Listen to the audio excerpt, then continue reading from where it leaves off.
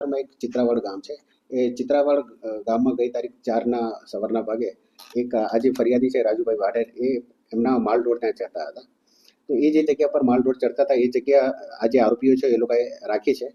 એવું એવું કહીને એમણે જે ફરિયાદી છે એમને કહેવા ગયા કે ભાઈ તમારી જગ્યામાંથી એ મીન્સ કે અમારા માલ ઢોર છે એ ત્યાં ચરતા હતા એ તમે ત્યાંથી લઈ લો. એ અનુસંધાને બંને પક્ષને બોલાચાલી થઈ અને એમાં મારામારી પણ થઈ છે.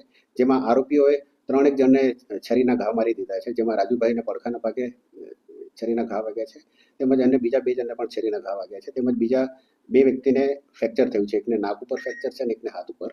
આ ગુનામાં આ બનાવ અનુસંધાને પોલીસે તાત્કાલિક 5 આરોપીઓ વિરુદ્ધમાં તાલાળા પોલીસ સ્ટેશનમાં ફરિયાદ દાખલ કરી છે.